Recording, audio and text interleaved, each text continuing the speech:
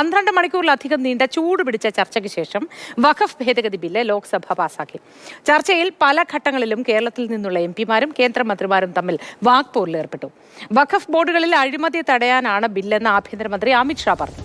ഇന്ന് മുസ്ലിങ്ങൾക്ക് നേരെ തിരിഞ്ഞ RSS നാളെ മറ്റു സമുദായങ്ങൾക്ക് നേരെ തിരിയും എന്ന ബില്ല് പാസായ ശേഷം രാഹുൽ ഗാന്ധി എക്സിൽ പ്രതികരിച്ചു. പ്രതിപക്ഷ നിർദ്ദേശ ഭേദഗതികളെല്ലാം വോട്ടിനിട്ട് തള്ളി.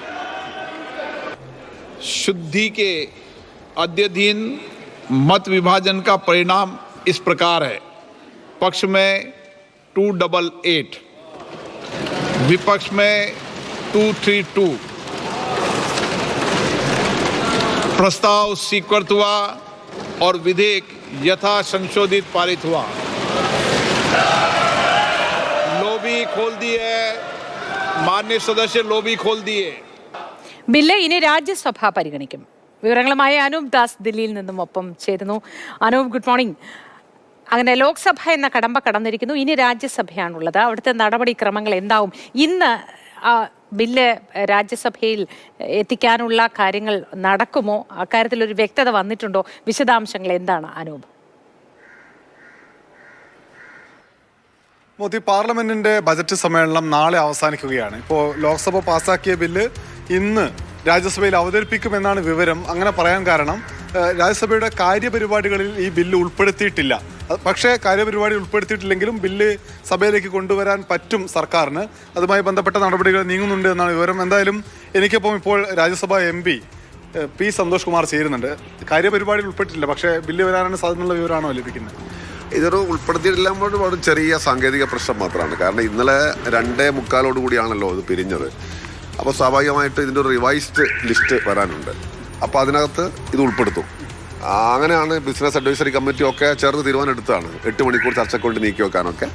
സ്വാഭാവികമായിട്ടും ഇത് വരും എന്നുള്ള കാര്യത്തിനകത്തൊരു ചർച്ചക്കോ ആശങ്കക്കോ പ്രസക്തിയില്ല, ഉറപ്പായിട്ട് വന്നിരിക്കും. എങ്ങനെയാണ് ഇന്ത്യ സഖ്യത്തിൻ്റെ സ്ട്രാറ്റജി? എങ്ങനെ നിങ്ങൾ തീരുമാനിച്ചെങ്ങനെ?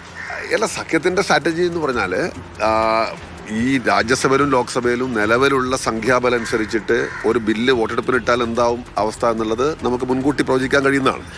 പക്ഷെ അതിലുപരിയായ ഒരു കാര്യം എന്ന് പറയുന്നത്, സാധാരണഗതിയിൽ ഇന്ത്യ സഖ്യത്തിൻ്റെ ഭാഗമാവാത്ത അല്ലെങ്കിൽ ഒരു BJP ചായ്വ് കാണിച്ചിരുന്ന ധാരാളം കക്ഷികൾ ഈ ബില്ലിൻ്റെ കാര്യത്തിൽ എതിർപ്പുമായി വന്നിട്ടുണ്ട് എന്നുള്ളതാണ്. വോട്ടെടുപ്പ് നടക്കാനിരിക്കുന്നേ ഉള്ളൂ. പക്ഷെ നമ്മൾ രാജ്യസഭയിൽ YSR കോൺഗ്രസ്, ബിജു ജനതാദൾ, അതുപോലെ AIDMK, ഈ പാർട്ടികളെല്ലാം തന്നെ ബില്ലിനെതിരാണ്. ഞാൻ സംസാരിച്ച രാജ്യസഭയിലെ എല്ലാ നേതാക്കന്മാരും, അവരുടെ പ്രമുഖ നേതാക്കന്മാരാണ് രാജ്യസഭയിലുള്ളവർ, അവരെല്ലാം തന്നെ ഈ ബില്ലിനെതിരാണ്. അവർ വോട്ടെടുപ്പിൽ പങ്കെടുക്കുകയും ചെയ്യും, എതിരായിട്ട് വോട്ട് ചെയ്യുകയും ചെയ്യും. എതിർപ്പ് എന്നുള്ളത് പറയൽ മാത്രമല്ല, എന്നിട്ട് എബ്സ്റ്റെയിൻ ചെയ്യാൻ വേണമെങ്കിൽ അതല്ല, വോട്ടെടുപ്പിൽ പങ്കെടുക്കുന്നതാണ് പറഞ്ഞിരിക്കുന്നത്. ലോക്സഭയിൽ അത് തന്നെയാണല്ലോ നടന്നത്. അപ്പോൾ NDAക്ക് വാസ്തവത്തിൽ വോട്ട് കുറയുന്ന സ്ഥിതി ഉണ്ടായിരുന്നു. ഒരു 5-6 വോട്ട് കുറഞ്ഞു, 288 വോട്ടാണ് കിട്ടിയെന്ന് എനിക്ക് തോന്നുന്നത്. അപ്പോൾ അതൊരു വലിയൊരു സംഗതിയാണെന്ന് പറഞ്ഞാൽ, ഇത്രയേറെ ഭരണ സംവിധാനങ്ങൾ ഉപയോഗിച്ചിട്ടും ഭയങ്കരമായ ലോബിയിങ് നടന്നു, ഈ മതസ്വാധീനം ഉപയോഗപ്പെടുത്താനുള്ള ശ്രമങ്ങൾ നടന്നു.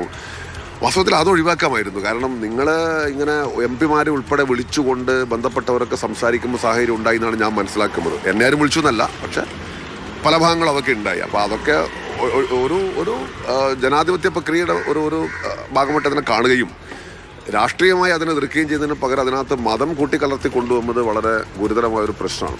അത് ഒഴിവാക്കാമായിരുന്നു.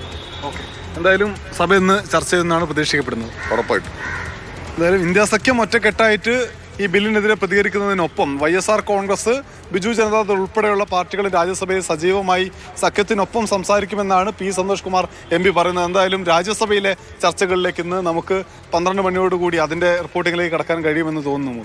തീർച്ചയായിട്ടും ശരി അനൂപ്.